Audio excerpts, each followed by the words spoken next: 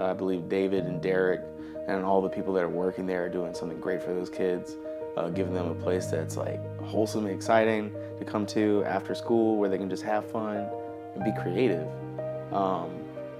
without having to make it seem like it's a chore, like being in school. Like they're able to just channel their interest and go with it.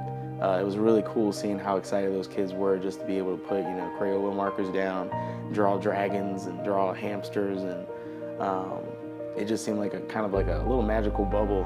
And I'm glad that they get to have that at least 5 days a week. The excitement and joy that I saw on their faces, like a couple of them told me that they left with inspiration, and that just made it all the worthwhile. There's a huge group of talented and really gifted kids down there, and the fact that they have so many years ahead of them and they get to explore, and they have that excitement at such a young age. I'm really excited to see where they end up. Being around the kids and reminded me of the time when my father was a janitor, and I got to go with him and help him clean at this headquarters, and in the basement they had just stacks and reams of paper, and that always got me excited as a kid, where I could just make up my own superheroes, make up my own creatures and stories.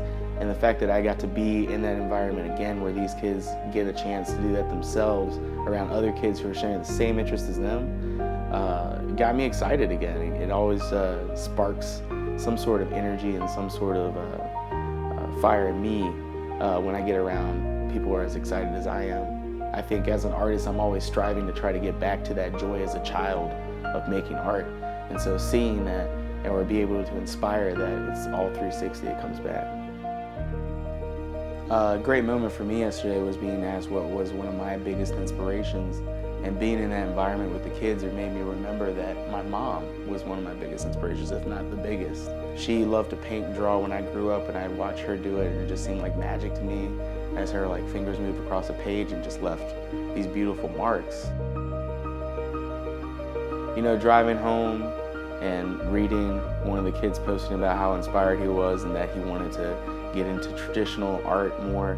And he said something along the lines of, back to the pen and paper. It just makes me feel like I don't know. I feel really blessed to be able to push that forward with someone, and that they're able to, create something from the fact that I created something.